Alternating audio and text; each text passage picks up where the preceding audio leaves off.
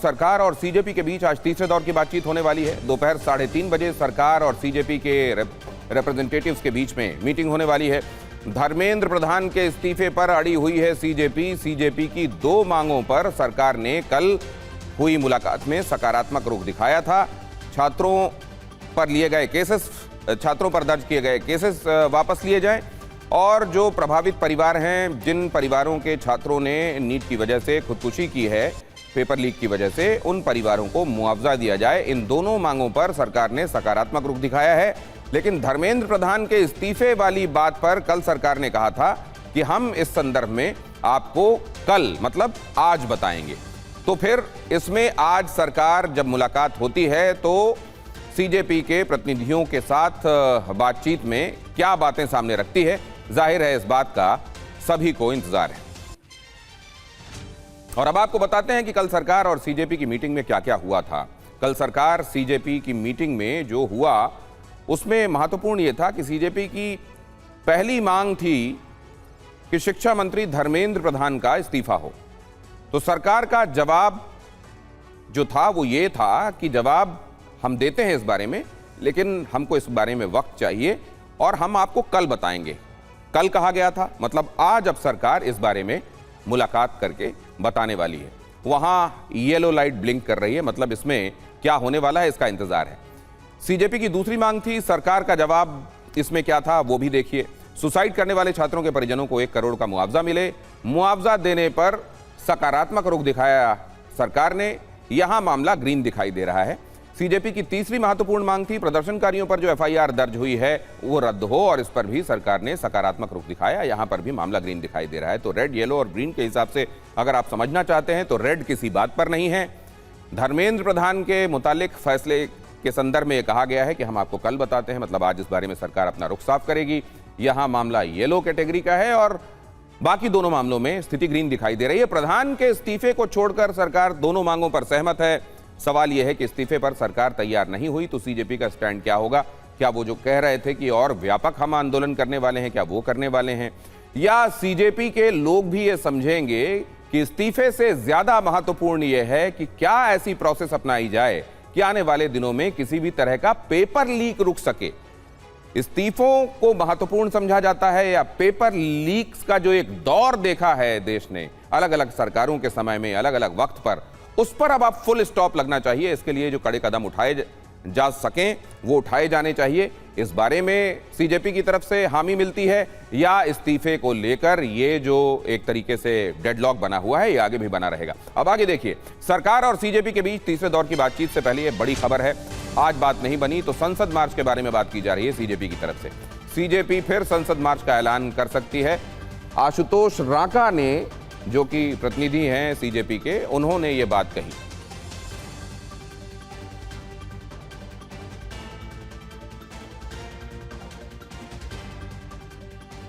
क्या क्या चल रहा है इस समय, सरकार के खेमे में क्या एक्टिविटीज देखने को मिल रही हैं, सीजेपी क्या सोच रहा है, उधर क्या चल रहा है, विपक्ष समग्रता में विपक्ष की क्या रणनीति है, विपक्ष एक है भी या नहीं है इस मुद्दे पर, और इसको लेकर अभी तक हुए घटनाक्रम और आने वाले दिनों में संभावनाएं, इन सब को लेकर अब हम न सिर्फ आपको अपडेट्स देने वाले हैं बल्कि विश्लेषण भी करने वाले हैं। हमारे साथ हमारे संवाददाता जुड़ रहे हैं, आनंद प्रकाश पांडे। लगातार सरकार क्या कर रही है, सोच रही है, संसद से लेकर बाहर तक आपको इस बारे में जानकारियां वो देते रहे हैं। हमारे संवाददाता अमोद राय भी आपको इस संदर्भ में जानकारी दे रहे हैं। जंतर मंतर से हमारे संवाददाता विवेक शर्मा आपको बता रहे हैं कि सीजेपी के खेमे में क्या चल रहा है। और इसके अतिरिक्त हमारे साथ समीर चौगांवकर जुड़ रहे हैं, वरिष्ठ पत्रकार हैं, और आर राजगोपालन, वो भी वरिष्ठ पत्रकार हैं, हमारे साथ इस चर्चा में। आप दोनों का बहुत स्वागत करता हूं। और पहले आनंद पांडे, आपके पास आकर यह समझना चाहता हूं, कुछ ऐसा जो अभी से आपको दिखाई दे रहा है आज की मीटिंग से पहले जो सरकार डिसाइड कर चुकी है।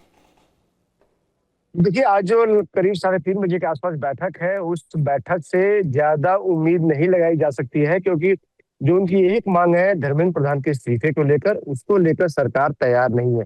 सरकार का कहना है कि हमारा मकसद ये होना चाहिए कि हम सिस्टम को दुरुस्त करें, ना कि किसी के इस्तीफे पर अड़े। अभी अगर मान लीजिए सरकार का कहना है कि हमने अगर धर्मेंद्र प्रधान का इस्तीफा ले लिया, कल को फिर कोई पेपर लीक हो गया तो फिर क्या अगले शिक्षा मंत्री का इस्तीफा आप लेंगे? उसका फिर कोई पेपर लीक हो गया, फिर कोई इस्तीफा लेंगे, तो ऐसे तो फिर सिर्फ इस्तीफे होते जाएंगे, तो सिस्टम में सुधार कैसे होगा और काम कैसे होगा? तो ऐसे में आज की बैठक से ज्यादा उम्मीद नहीं की जा सकती। और कल की बैठक के बारे में अगर आपको हम बताएं तो कल की बैठक के दौरान ही बीजेपी के एक प्रतिनिधि ने सरकार के वार्ताकारों को यहाँ तक कहा था कि ठीक है, अगर बात नहीं बन रही तो बोलिए, हम बाहर जाकर ये कह देते कि हम फिर संसद मार्च करने वाले हैं। तो जाहिर तौर पर दोनों जो बातचीत की टेबल पर तो आ गए, लेकिन एक मांग जो है धर्मेंद्र प्रधान की इस्तीफे पे, उसको लेकर बात नहीं बन रही है। तो ऐसे में फिंगर्स को क्रॉस रखिए, ज्यादा उम्मीद अभी 3:30 बजे की बैठक से नजर नहीं आ रही है। ये महत्वपूर्ण बात आप बता रहे हैं कि इसको लेकर कोई ऐसा अभी रास्ता बनता हुआ फिलहाल दिखाई नहीं दे रहा है जो इस डेडलॉक को तोड़े। लेकिन बाकी की जो दो मांगें थी उनमें क्या अब ये तय कर लिया गया कि इसकी निटी ग्रिटीज क्या होंगी? मसलन कंपनसेशन को लेकर क्या अमाउंट और दूसरे केसेस जिनके ऊपर से विड्रॉ किए जाने वाले हैं समग्रता में किए जाएंगे, या कुछ एक केसेस जिन्होंने जो जो जो इस मामले में रेयरेस्ट ऑफ द रेयर की कैटेगरी में आएंगे, जिन्होंने इस तरह की काम किए हैं जो आंदोलनकारियों को नहीं करने चाहिए, क्या उनको रखा जाएगा? उनके खिलाफ केसेस विड्रॉ नहीं होंगे, अब संपूर्णता में केसेस विड्रॉ होंगे? ये मैं अगली बार आऊंगा तो आपसे समझूंगा। लेकिन आमोद राय के पास जाने के पहले समीर चौगांवकर, आपसे मैं जानना चाहता हूं कि ये सोचा जाना या कहा जाना कि अगर यहां पर इस्तीफा दे भी दिया जाए तो आने वाले दिनों में क्या इस तरह की घटना होगी तो फिर इस्तीफा होगा, और फिर लीक हुआ तो फिर इस्तीफा, तो मतलब क्या इस बात को लेकर सिस्टम में कॉन्फिडेंस नहीं आ पा रहा है कि हम ऐसा कुछ कर पाने में कामयाब हो जाएंगे कि अब पेपर लीक्स नहीं होंगे? निश्चित रूप से मुझे लगता है कि जिस तरीके से सरकार और कॉकरोच जनता पार्टी के बीच में गतिरोध कायम है, देखिए बाकी जो दो मांगे थी कि कंपनसेशन देना 1 करोड़ मांगा है, उसमें सहमति सरकार ने लगभग दे दी है। दूसरा है कि केस विड्रॉ होना चाहिए, सरकार को भी इससे बहुत आपत्ति नहीं, सरकार उसमें भी सहमति दिखा रही है। जो एक मुख्य मांग है जिस पर कॉकरोच जनता पार्टी झुकने को तैयार नहीं है और सरकार भी जिस पर पीछे हटने को तैयार नहीं है, वह है धर्मेंद्र प्रधान शिक्षा मंत्री का इस्तीफा। और ये पहले से तय था, अगर धर्मेंद्र प्रधान का इस्तीफा होना होता तो बहुत पहले हो जाता, यहाँ तक बात नहीं आती। अब बातचीत उस स्तर पर पहुंच गई कि वहां पर सरकार भी पीछे हटते हुए दिखना नहीं चाहती और कॉकरोच जनता पार्टी ने भी इसे अपने नाक का सवाल बना लिया। अब दोनों के लिए नाक का सवाल है। मुझे लगता है कि सरकार फिलहाल आज कोई प्रस्ताव देगी और सरकार सोमवार का इंतजार करेगी। सोमवार को सरकार बिल लेकर आने वाली है जिसमें कड़े कानून का प्रावधान है। सरकार सदन में चाहेगी कि विपक्ष भी चर्चा में सहभागी हो, ये बिल पास हो, और उसके बाद सरकार का अगला कदम क्या होता है उसके ऊपर मुझे लगता है नजर होगी। लेकिन आज तीसरे दौर की बातचीत 3:30 बजे कॉकरोच जनता पार्टी और सरकार के बीच होने वाली है, उससे मुझे कोई बहुत उम्मीद नहीं है कि उसमें कोई धर्मेंद्र प्रधान के इस्तीफे की बात सरकार कह देगी। फिलहाल धर्मेंद्र प्रधान बने रहेंगे, सरकार सोमवार को बिल पेश करेगी, उसको पास करवाएगी, उसके बाद सरकार का रुख क्या होता है। कॉकरोच जनता पार्टी क्या सरकार का बिल देखकर अपने कदम पीछे खींचती है या और आंदोलन को तेज करती है, संसद का घेराव करने का या प्रदर्शन करने का प्लान करती है, उसको कितना समर्थन मिलता है, क्योंकि सोनम वांगचुक ने अपना अनशन तोड़ दिया है। सोनम वांगचुक कैसे भूमिका निभाते हैं और कॉकरोच जनता पार्टी से वो इस बात की अपील करेंगे कि भाई सरकार अच्छा बिल लेकर आई है, अब आप ये जिद छोड़िए और आंदोलन को खत्म कीजिए, या आने वाले समय में फिर सोनम वांगचुक इनके साथ जुड़ते हैं, देखने वाली बात होगी। फिलहाल सरकार का जो रुख है मुझे लगता है वो यह है कि धर्मेंद्र प्रधान का इस्तीफा नहीं होगा। सरकार इसमें आमूलचूल परिवर्तन करना चाहती है, नए कानून लेकर आएगी, व्यवस्था सुधारेगी। 45 अधिकारी को कल बर्खास्त कर दिया गया है, शिक्षा सचिव का ट्रांसफर कर दिया गया है विनीत जोशी जी का। तो सरकार तमाम अपने स्तर पर कदम उठा रही है और सरकार और प्रधानमंत्री मोदी इंस्टाग्राम पर जिस तरीके से लगातार छात्रों के साथ संवाद 2 दिन से कर रहे हैं अपने पोस्ट करके, तो मुझे लग रहा है कि प्रधानमंत्री मोदी छात्रों से खुद संवाद कर रहे हैं, सरकार बातचीत कर रही है, सदन में बिल लेकर आ रही है। तो सरकार फिलहाल धर्मेंद्र प्रधान के साथ खड़ी है। अब कॉकरोच जनता पार्टी का रुख क्या होगा ये देखना बाकी होगा। बीजेपी इस मामले में क्या करती है? क्या सरकार की तरफ से जब यह कहा जाता है कि हम प्रोसीजरल चेंजेस ला रहे हैं, वहां जहां प्रक्रियात्मक गड़बड़ियां होती हैं सिस्टम में, उन लूप होल्स को हम प्लग कर रहे हैं, इस्तीफों से क्या होगा? क्या सीजेपी इस बात को समझती है या सीजेपी मानती है कि धर्मेंद्र प्रधान के हट जाने से फिर इसके बाद पेपर लीक नहीं होने की गारंटी हो जाएगी, इसलिए वो अपनी बातों पर अड़ी रहती है? इस पर हम आगे भी बातचीत करेंगे, लेकिन 24 घंटे में पीएम मोदी का दूसरा वीडियो संदेश आया। पीएम मोदी ने युवाओं का धन्यवाद किया। उन्होंने कहा कि मुझे कई सकारात्मक सुझाव मिले हैं, मेरे वीडियो पर रिस्पॉन्स के लिए धन्यवाद, हमारा नाता और सक्रियता से जुड़ेगा। Thank you friends.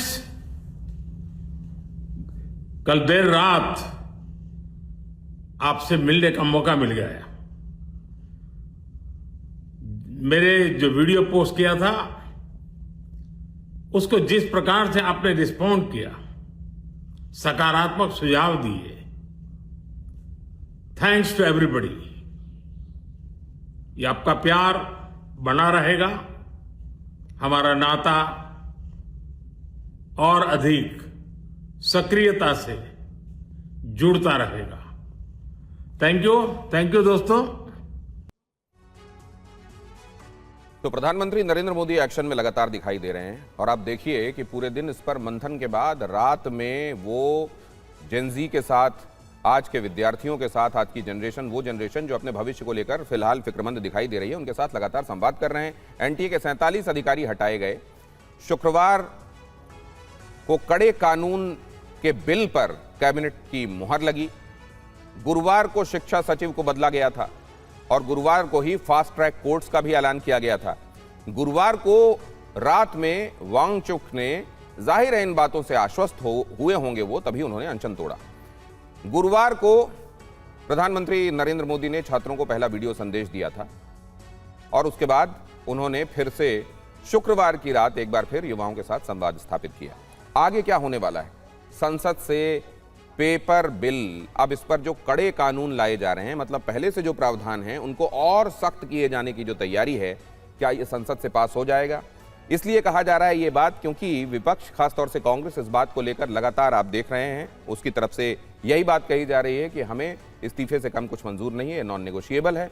ऐसे में सरकार जब प्रक्रियात्मक तब्दीलियां लाने के लिए कड़े कदम उठाती है, अब कानून को और मजबूत करने की दिशा में वो बिल लेकर आती है, तो इस पर पार्टियां आपसी मतभेद भुलाकर क्या एक साथ में आती हैं या डेडलॉक आगे भी बना रहेगा? ये एक बड़ा सवाल है। अमोद राय हमारे संवाददाता हमारे साथ जुड़े हुए हैं। अमोद, इस मामले में ओवरऑल सिनेरियो आपको क्या दिखाई दे रहा है?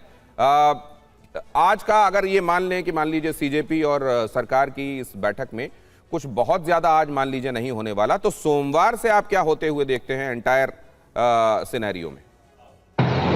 देखिए दिनेश, सरकार की जो मंशा है, साफ तौर पे अगर आप देखें तो एक बात स्पष्ट समझ में आती है, वो ये है कि सरकार अपने तरफ से ये पहल कर रही है कि कैसे छात्रों के समस्याओं को निदान दिया जाए, और ये भी अपने तरफ से एक संदेश देना चाहती है कि वो प्रोएक्टिव रोल अदा करना चाहती है और कर रही है।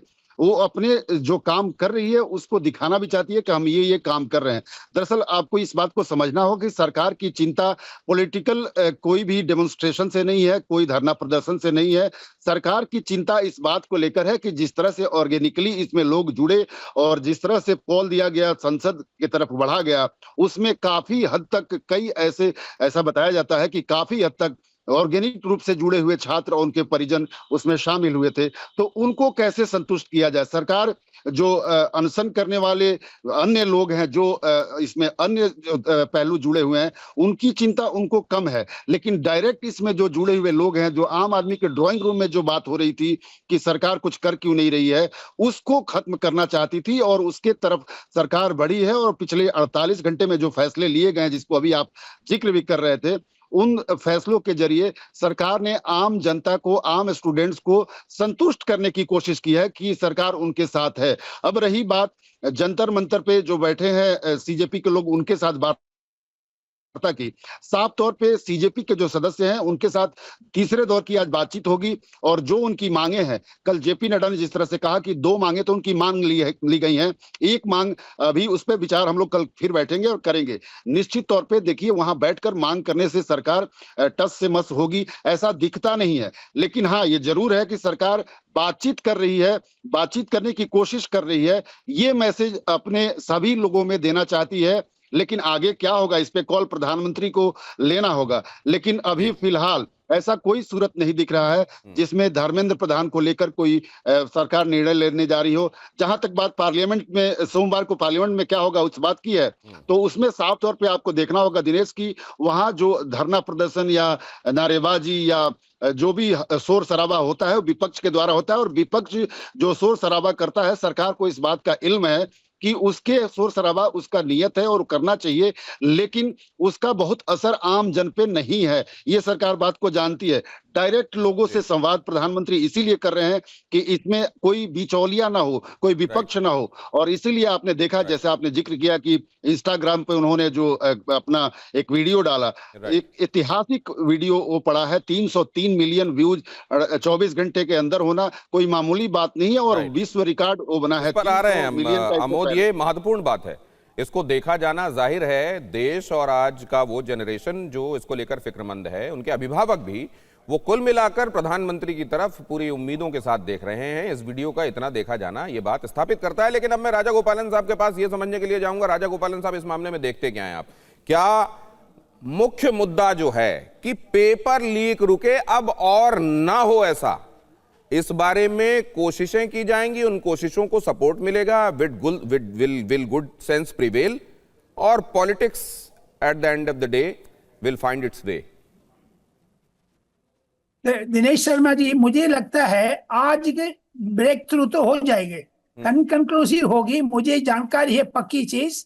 अभी थोड़ी देर में सरकार ने बिल परसों जो पेश करने वाली वो एमपी को बीच में सर्कुलेट करने के लिए प्लानिंग चल रही है सरकार को दौर में। अभी सुप्रीम कोर्ट ने नजर ले लिया है, 27 तारीख सुबह सुप्रीम कोर्ट ने भी अपना आदेश दे देंगे कुछ। इसके बीच में चारों तरफ से नरेंद्र मोदी को इतना परेशानी, इतना दुखद में चाटने के लिए पार्टी के रूप से, अलायंस के रूप से, अपोजिशन के रूप से एक नई चीज आ गया आज सुबह आरएसएस तरफ से। आरएसएस को मोहन भागवत ने सीधा बोल दिया, सरकार को छोटा जनरेशन का सेंस ऑफ बिलोंगिंग कर लीजिए, हम कम्युनिकेट करना चाहिए, प्लस डिक्टेशन नहीं दे दो, डिस्कशन चाहिए, ऑर्डर्स नहीं दे दो, कॉन्सेंसस चाहिए। ये तो नरेंद्र मोदी 4 रोज से कर रहे। तब राहुल गांधी ने जो पार्लियामेंट में कॉन्सेंसस कॉन्वर्सेशन संवाद चाहते थे, प्रधानमंत्री घर तक पहुंच गया वो आंदोलन देने, लेकिन उनसे सुबेरे, उस दिन सुबेरे मल्लिकार्जुन खड़गे, केसी वेणुगोपाल से सरकार ने तो बात किया है, वांगचुक से बात किया है, एंड सेकंड थिंग अभी कॉकरोच पार्टी से भी बात कर रहे हैं। Therefore communication channel Narendra Modi ने ओपन कर रखा है। जिस इंस्टाग्राम से थ्रू पेपर लीक हुआ था, उसी इंस्टाग्राम को सहायता लेकर के नरेंद्र मोदी ने परसों रात को सेल्फी किया है, और 4 करोड़ 5 करोड़ तो बढ़ते जा रहे हैं। इस परिस्थिति में परसों सुबह 11 बजे क्वेश्चन आवर के बाद 12 बजे सपोज जितेंद्र सिंह बिल पेश करेगा, विपक्ष हंगामा करेगा, कांग्रेस वॉकआउट करेगी, अपोजिशन में डिवाइड होगी, बिल पारिश होगा। सेकंड, धर्मेंद्र प्रधान इस्तीफा के बारे में सरकार इस पॉलिटिकल डिसीजन, आप एडमिनिस्ट्रेटिव डिसीजन से दिनेश जी 11 वाइस चांसलर को लगा करके ये नीट को पुनरुद्धारण करने, रिकॉन्स्टिट्यूट करने के लिए एक कमिटी डाल रहा अभी। ये बिल में सावधान है, प्राविधान है। देयरफॉर मुझे लगता है धर्मेंद्र प्रधान को अलग कर दो। जो कॉकरोच पार्टी ने 5 डिमांड रखा है, उसमें 3 तो सरकार मंजूरी दे दी। अभी तो एफआईआर को वापस करने में फास्ट ट्रैक कोर्ट में क्या क्या जाना है वो सरकार निर्णय करेगी। अभी देखो, कल दिल्ली, मुंबई, चेन्नई जगह पर फास्ट ट्रैक कोर्ट कॉन्स्टिट्यूट कर दिया हाई कोर्ट ने। इतना तेजी से काम हो रहा है। मुझे लगता है परसों इसका सपोज समथिंग कॉर्नर करके मिडवे में कुछ अप्रोच आ जाएंगे। प्रधानमंत्री खूब कमांड संभाल लिया है अभी। नड्डा साहब, जितेंद्र सिंह का जो मिशन है कॉकरोच पार्टी से, आज सुधरने का, आइस ब्रेक होने का संभावना मुझे दिखा रहा है, मुझे जानकारी तो राजा गोपालन साहब को यह दिखाई दे रहा है कि आइस ब्रेक हो सकती है, ये जो डेडलॉक बना हुआ है ये टूट सकता है। मतलब सरकार ये कहेगी कि आपकी ज्यादातर मांगों में से हमने वो मांगे मान ली हैं जो हम मान सकते थे, और कभी भी ऐसा नहीं होता कि 100% किसी एक पक्ष की बात सुनी जाए। हम जो अकोमोडेट कर सकते हैं वो हम कर रहे हैं। Eight the end of the day purpose ये है कि और पेपर लीक नहीं होने चाहिए। इसी विषय में हम ऐसा कड़ा कानून लाना चाहते हैं कि सोचते ही कोई अगर पेपर लीक के बारे में सोचे भी तो उसकी रूह कांपे। अगर ये प्रोविजंस हम लाना चाहते हैं तो उसके लिए आप सब सपोर्ट कीजिए। अब किसी एक बात को लेकर आप अड़िए मत। क्या ये बात सीजेपी उसी तरीके से सब्सक्राइब करेगी जैसी बोली जाएगी सरकार की तरफ से, या ये बात कि जिनके रहते हुए ऐसा हुआ है उनको पहले पद से हटाया जाना चाहिए? अब जरा देखिए, पीएम मोदी के पहले वीडियो ने रिकॉर्ड बनाया जिसकी चर्चा लगातार हो रही है। 24 घंटे में सबसे ज्यादा देखे जाने का रिकॉर्ड बनाया है। इंस्टाग्राम पर 30.5 करोड़ लोगों ने इसे देखा है। पहले फीफा वर्ल्ड कप के वीडियो ने बनाया था रिकॉर्ड। तो वर्ल्ड कप से रिलेटेड आप जानते हैं फुटबॉल फ्रेंजी पूरी दुनिया में कितनी ज्यादा है, सबसे ज्यादा पॉपुलर स्पोर्ट्स में से एक। अगर उसके वीडियो के से ज्यादा इसको व्यू किया गया है तो आप ये अंदाजा लगा सकते हैं कि इस समय ये मुद्दा लोगों को कितना कंसर्न कर रहा है, और इस मुद्दे को लेकर प्रधानमंत्री से कितनी सारी अपेक्षाएं हैं। और प्रधानमंत्री के संवाद के इस तरीके को, जिसमें उन्होंने न सिर्फ आप देखते हैं कैमरे का फ्रेम बदला हुआ है, ये फ्रेम वो फ्रेम है जो आज की जनरेशन जिससे कनेक्ट करती है, सेल्फी फ्रेम, उसमें बनाया हुआ ये वीडियो, उसमें किया गया ये संवाद, बल्कि वो वक्त भी वो चुना गया जिसमें आज की जनरेशन ज्यादातर वीडियोस को देखने के लिए उन प्लेटफॉर्म्स पर जाती है।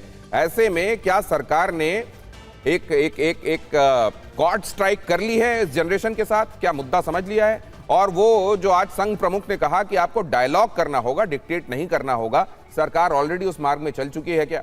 पीएम के इंस्टा वीडियो ने बनाया रिकॉर्ड। सेल्फी वीडियो 24 घंटे में 30.5 करोड़ प्लस बार देखा गया। इंस्टाग्राम पर पीएम मोदी के 10 लाख नए फॉलोअर्स बने। इंस्टाग्राम पर 102 मिलियन यानी 10.2 करोड़ फॉलोअर्स हैं।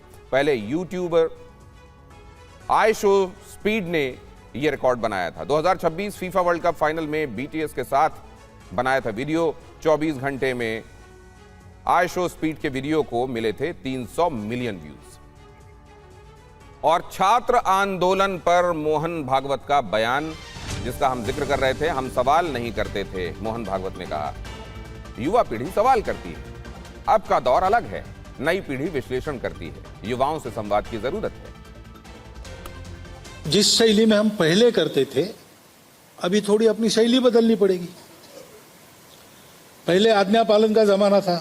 हम जब छोटे थे तो माताजी ने कहा, पिताजी ने कहा, नो आर्ग्यूमेंट, चुप यानी चुप। श्रद्धा भी थी, उसको कोई प्रतिक्रिया नहीं होती थी। मालूम था कि जीवन देखा है इन्होंने, इनके अनुभव से ही सब ठीक रहेगा। तो हम अभी ऐसा नहीं है। नई पीढ़ी प्रश्न पूछती है, उनको तर्क बताना पड़ता है। जो सारा भौतिक साधनों से प्रचार का मारा उन पर होता है, उसमें से भूल भुलैया उत्पन्न हो, उनसे उनको बाहर निकालना पड़ता है। तो एक तो बहुत अधिक अपनापन देने की जरूरत है, समय देने की जरूरत है और संवाद करने की जरूरत है। डिक्टेशन नहीं, डिस्कशन, ऑर्डर नहीं, कॉन्सेंसस। और ये बड़ी महत्वपूर्ण बात है। ये आप सोच कर देखिए कि वो उम्र जिसमें एक्सपोजर्स का अतिरेक है, इतने सारे एक्सपोजर्स हैं, इतने सारे प्लेटफॉर्म्स हैं, आज की जनरेशन जिनसे दो चार है और उसके पास कोई विकल्प नहीं है, यह अपरिहार्य भी है। आज के जीवन को जीने के लिए, इस कंपटीशन में बने रहने के लिए वो ये भी अफोर्ड नहीं कर सकते कि इससे दूर चले जाएं। और इसके साथ रहने का जो साइड इफेक्ट है वो ये है कि ये ओवर एक्सपोजर है। उस उम्र में ये बहुत बड़ा, बहुत ज्यादा एक्सपोजर है और जाहिर है इसको संभालना एक बड़ी चुनौती है। ऐसे में वो पीढ़ी जो ज्यादा समझदार है, उसको हैंड होल्डिंग की आवश्यकता है। उस पीढ़ी के साथ पूरी एम्पैथी के साथ हैंड होल्डिंग करें और जहां कहीं सवाल उनके मन में आए, जिज्ञासाएं आए, तो उसको अकोमोडेट किए जाने की जरूरत है। ये बहुत आवश्यक बात है जिसको अंडरलाइन किया गया है समीर चौगांवकर साहब। संघ प्रमुख मोहन भागवत ने जो बयान दिया है, जो उन्होंने कहा है, मुझे लगता है कि ये सरकार को लेकर भी एक संदेश है कि इस मामले में भाई संवाद होना चाहिए। और आज की स्थितियां बहुत बदली हुई है, तो मुझे लगता है कि मोहन भागवत का जो बयान है वो सरकार ने सुना भी है और सरकार पहले से इस बात को समझ रही थी कि अब माहौल काफ़ी बदल चुका है। और प्रधानमंत्री मोदी ने जिस तरीके से इंस्टाग्राम पर अपनी बात को रखा और उनको रिकॉर्ड तोड़ उसका समर्थन जो मिला है, लोगों ने सुना है, तो ये बता रहा है कि प्रधानमंत्री मोदी अब सीधे छात्रों से संवाद कर रहे हैं। कल रात को भी उन्होंने दूसरा अपना इंस्टाग्राम पर वीडियो पोस्ट किया और मुझे लगता है कि भले ही कॉकरोच जनता पार्टी का आंदोलन अपनी जगह चलता रहेगा, प्रधानमंत्री मोदी के मंत्री कॉकरोच जनता पार्टी के साथ संवाद बातचीत करते रहेंगे और उधर प्रधानमंत्री मोदी छात्रों के साथ सीधा संवाद तमाम प्लेटफॉर्म पर करते रहेंगे। वो एक्स पर अपना संवाद करेंगे, फेसबुक पर अपनी बात को रखेंगे, वो इंस्टाग्राम पर अपनी बात को रखेंगे और छात्रों को सीधा ये बताने की कोशिश करेंगे कि भाई मैं हूं, तो आपको चिंता करने की जरूरत नहीं है। सरकार तमाम जो करेक्टिव स्टेप्स उठाना है, जो लीक हुए पेपर लीक को जो कमजोरियां थी, सरकार दूर करने के लिए प्रतिबद्ध है। और मुझे लगता है कि 4 दिन पहले जो प्रधानमंत्री मोदी ने एक्स पर पोस्ट किया था कि छात्रों का भविष्य और हित हमारी सर्वोच्च प्राथमिकता है, प्रधानमंत्री मोदी उस पर फोकस है और छात्रों को भरोसा दिलाना चाहते हैं कि मोदी है तो मुमकिन है, आपकी सारी समस्या का समाधान होगा। आपको इस तरीके से किसी तरीके से आंदोलन से दूर रहना चाहिए। और मुझे लगता है कि प्रधानमंत्री मोदी की बात छात्र बहुत सुनते हैं। प्रधानमंत्री मोदी छात्रों के साथ लगातार संवाद करते हैं, परीक्षा के समय वो छात्रों के साथ संवाद करते हैं, मन की बात वो करते हैं। तो मुझे लगता है कि उनकी अपील छात्रों तक पहुंचेगी। अब ये देखने वाली बात होगी कि आज 3:30 बजे सरकार के जो प्रतिनिधि है वो कॉकरोच जनता पार्टी के साथ क्या कहते हैं। क्या वो ये कहते हैं कि भाई धर्मेंद्र प्रधान का इस्तीफा नहीं होगा, और या ये कहते हैं कि भाई अभी इस पर विचार किया जा रहा है, तत्काल संभव नहीं है, भविष्य में देखा जा सकता है। क्या रास्ता निकालने की सरकार कोशिश करती है और क्या दूसरा प्रस्ताव कॉकरोच जनता पार्टी को दिया जाता है? क्या कॉकरोच जनता पार्टी धर्मेंद्र प्रधान के इस्तीफे पर जो अड़ी हुई है उसको छोड़कर सहमत होती है, कोई बातचीत का रास्ता आगे बढ़ता है, देखने वाली बात होगी।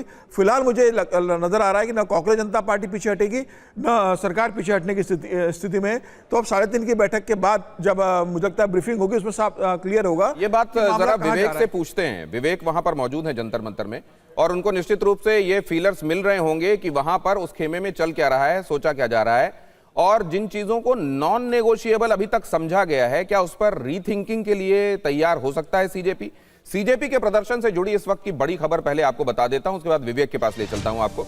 दिल्ली पुलिस ने जंतर मंतर पर सुरक्षा व्यवस्था में बदलाव किया है। सुरक्षा के लिए 18 डीसीपी तैनात किए जाएंगे।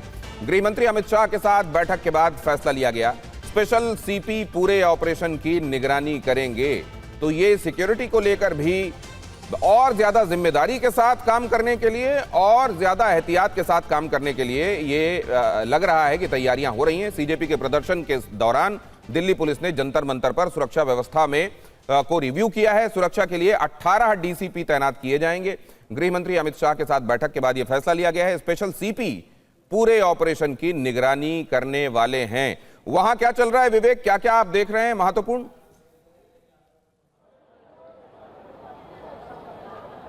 देखिए, लगातार जंतर मंतर पर धरना प्रदर्शन बदस्तूर जारी है। शनिवार का दिन है और आज उम्मीद जताई जा रही है कि काफ़ी तादाद में सीजेपी के समर्थक जंतर मंतर पहुंच सकते हैं। इसी के चलते काफ़ी तादाद में दिल्ली पुलिस के जवानों को तैनात किया गया है, पैरामिलिट्री फोर्सेस के जवानों को हर जगह तैनात किया गया है। कई लेयर्स की बैरिकेडिंग की गई है। आपको बता दें कि जंतर मंतर के आसपास एक ही जगह पर तकरीबन 7 लेयर की बैरिकेडिंग की गई है, और कई जगह ऐसी हैं जहाँ पे फिक्स बैरिकेडिंग की गई है, यानी कि सरियों के द्वारा जो है फिक्स बैरिकेडिंग की गई है, जिसके चलते उन्हें आसानी से हिलाया ना जा सके।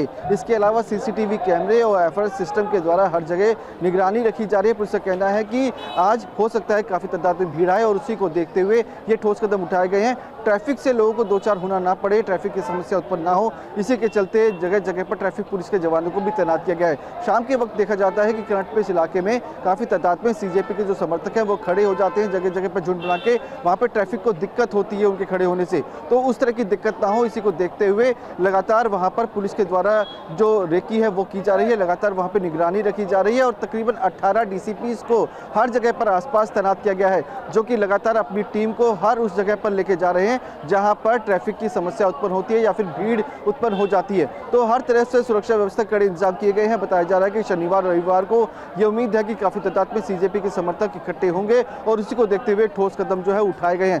जंतर मंतर के आसपास की बात की जाए तो वहाँ पे स्पेशल रैंक के अधिकारी मौके पर मौजूद हैं, जो कि हर जगह पर सुरक्षा व्यवस्था की जायजा लेते हुए नजर आ रहे हैं। ज्वाइंट सीपी भी वहाँ पे मौके पर मौजूद हैं। तो कई लेयर की बैरिकेडिंग जो है वो शनिवार एतवार को देखते हुए की ली गई है। आपके पास अब फिर से लौटता हूं। ये महत्वपूर्ण बात है कि इस बार उन चीजों को भी अब ग्रेजुअली, क्योंकि इवॉल्विंग सिचुएशन है, जाहिर है इसमें कई चीजों का रिव्यू होता है और आगे कोर्स करेक्शन होता है। और इस लिहाज से अगर आप देखें तो जो पुलिस महकमा है, खासतौर से ट्रैफिक भी इसमें शामिल है, ये बहुत सारी चीजों को रिव्यू करके आगे जनता को इसकी वजह से, आम लोगों को परेशानी ना हो, वहां से आने जाने वाले लोगों को परेशानी ना हो, और सिक्योरिटी को लेकर ऐसी स्थितियां ना बने जो अनटूवर्ड्स हो, इसका ख्याल रखा जा रहा है। और सोनम वांगचुक ने विरोधियों को जवाब दिया। डील के आरोपों पर भड़के सोनम वांगचुक। क्या डील के आरोप पर सफाई देनी होगी, सोनम वांगचुक ने कहा। ऐसी सोच वाले लोगों पर धिक्कार है, वांगचुक ने कहा। ऑर्गन इतने डैमेज हो गए हैं कि ये डैमेज इरिवर्सिबल है। उन्होंने कहा कि मेरी मांसपेशियों को, यहां तक कि दिमाग के कुछ हिस्सों को इरिवर्सिबल, मतलब जो अब ठीक नहीं हो सकता, ऐसा नुकसान हो चुका है। तो क्या मैं 26 दिनों तक अपने शरीर को इतना नुकसान होने देता अगर मुझे डील ही करनी होती तो? छात्रों के लिए 26 दिन भूखा रहने के बाद, जिसमें कि मेरे 11 किलो शरीर ख़त्म हो चुका है, मसल्स चले गए हैं, ऑर्गन और दिमाग पर इरिवर्सिबल डैमेज लगभग होने के कागार पर पहुंचा है, और वो भी लद्दाख की कड़कती ठंड से दिल्ली की तपती धूप में बैठकर ये सब करने के बाद क्या मुझे किसी से कैरेक्टर सर्टिफिकेट लेनी होगी कि मेरा अनशन कितना पवित्र था? मैंने तोड़ा तो किसके हाथों तोड़ा, उसके हाथों क्यों तोड़ा, इसके हाथों क्यों नहीं तोड़ा, क्या डील हुआ, क्या सौदा हुआ, ये सब मुझे जवाब देना होगा। धिक्कार है ऐसे देश पर जिसमें ऐसे दिमागों की उपज होती है, जिसमें से ऐसे नीच ख्यालात निकलते हैं। मैं दोष नहीं देता हूँ आप में से ज़्यादातर पर क्योंकि आपको ज्ञान नहीं है, पता नहीं है क्या हालात थे, मेरे ऊपर क्या गुजरा, मेरे परिवार पर पिछले 1-2 हफ्ते में। इसलिए आप लोग ऐसा शायद कह रहे हैं, और कुछ लोग शायद जान कर कह रहे हैं, पता है उन्हें, इसलिए पहले बात सुनने से पहले उसका बैकग्राउंड ज़रूर देखिएगा। क्या उन्हें कोई खुंदक है, क्या वो किसी पॉलिटिकल पार्टी से हैं, जिस पॉलिटिकल पार्टी को किसी और पॉलिटिकल पार्टी से कुछ खुंदक है, या वो न्यूट्रल कोई आदमी कह रहे हैं। अगर न्यूट्रल कह रहे हैं तो ज़रूर उनकी बात सुनिएगा और मुझे भी बताइएगा, मैं जवाब देने की अभी भी कोशिश करूँगा।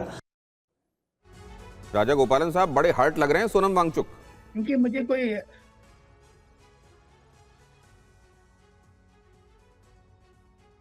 राजा गोपालन साहब मुझे लगता है अभी भी इंफॉर्मेशन गैदर करने में लगे हुए हैं ताकि आपको और बेहतर तरीके से एनालिसिस दे पाएं। लेकिन मैं समीर चौगांवकर साहब से ये सवाल लेकर जाऊंगा। मतलब ये तो वो बात हो गई, माई वे और हाईवे, वो कौन लोग हैं जो ये भी कहते हैं कि अनशन तोड़ने का हम स्वागत करते हैं, लेकिन देखा जाना चाहिए कि ऐसा क्या हासिल हो गया कि उन्होंने इस दौर में यहां पर जाकर अनशन तोड़ा। ये क्या है और क्यों हर्ट लग रहे हैं सोनम वांगचुक? देखिए, बहुत दुर्भाग्यपूर्ण है कि सोनम वांगचुक का अनशन खत्म होने पर स्वागत किया जाना चाहिए था, तो कुछ लोगों ने उसका राजनीतिक लाभ लेने की कोशिश की और उसमें कोई राजनीतिक एंगल देखने की कोशिश की। इमरान मसूद का जिस तरीके से कांग्रेस के नेता का जो बयान आया कि इसके पीछे क्या डील हो गई है लद्दाख, लेकिन मान लीजिए थोड़ी देर के लिए मैं मान लूं, तो जो कहा सुनी की बात चल रही है, अगर कहा सुनी पे ही जाना है समीर चौगांवकर साहब, तब तो उनको यह देखना पड़ेगा कि बात तो यहां तक चल रही है कि उन्हीं के खेमे में से किसी ने बात कराई है क्या? बात तो यहां तक चल रही है। तमाम तरह की बातें चल रही है और मुझे लगता है कि सोनम वांगचुक जैसे व्यक्तित्व के ऊपर मुझे भरोसा किया जाना चाहिए। और इस तरीके से कोई व्यक्ति 27 दिन तक अनशन करता है और सरकार के बातचीत छोटा सा लेना पड़ेगा एक सवाल राज गोपाला साहब के, आप क्योंकि वो इन्फॉर्मेशन गैदर कर चुके हैं, आप लगता है यही पता कर रहे थे सोनम वांगचुक के संदर्भ में कौन से ये लोग हैं। राजा गोपाला साहब, क्यों इतने हर्ट हैं सोनम वांगचुक? नहीं दिनेश बाबू, ये चीज है, अभी सरकार का 2 प्राथमिकता है, एक धर्मेंद्र प्रधान, दूसरा राहुल गांधी। सरकार राहुल गांधी से कुछ परेशान है क्योंकि राहुल गांधी का जो वोट बेस है दिनेश जी, कॉकरोच खा चुकी है। अभी उत्तर प्रदेश में उसका नजरिया दिखाएंगे तो ये तो अलग बात है, लेकिन आने वाले 2 दिन के अंदर अंदर सरकार ने आज अपनी रिपोर्ट के ऊपर, आपको TV9 रिपोर्ट का मैं स्वागत करता हूं, कंग्रेचुलेट करता हूं एज ए जर्नलिस्ट, क्योंकि 18 DCP आना मतलब सरकार इतना गंभीरता सा लिया है। क्योंकि ये law and order problem parliament के अंदर कोई 10 लोग 15 लोग घुसने के बाद सरकार ने आंख खोल गया उसको नजरिया से। लेकिन इसमें बहुत महत्वपूर्ण है, जिस नड्डा साहब ने 2024 चुनाव को पहले RSS का चुनौती दी थी, हम संगठन बढ़िया है, लेकिन उसी नड्डा को इंटरलॉक्यूटर बना करके नरेंद्र मोदी भेजा है, जो cockroach party plus Sonam Wangchuk से कामयाब हुआ है। नड्डा साहब को बधाई देना चाहिए सोनम वांगचुक के मामले में। इसमें क्या RSS दरकिनारे हो गया? नो, दरकिनारे नहीं हुआ है। कम्युनिकेट करने के लिए प्रेशर ले रहे, कम्युनिकेशन तो खुला हुआ है। तो ये भी दिखाता है कि किन लोगों को इस वक्त पर कौन से वो चेहरे हैं जिनको सरकार जिन पर भरोसा कर रही है। इंटरलॉक्यूटर की भूमिका बहुत महत्वपूर्ण है, उस भूमिका में भरोसा कर रही है। बहुत धन्यवाद करता हूं आपका, आज पूरे दिन हमको इन खबरों के संदर्भ में अपडेट देना, एनालिसिस करना है, आगे भी आपके पास आएंगे। फिलहाल आपका शुक्रिया करता हूं।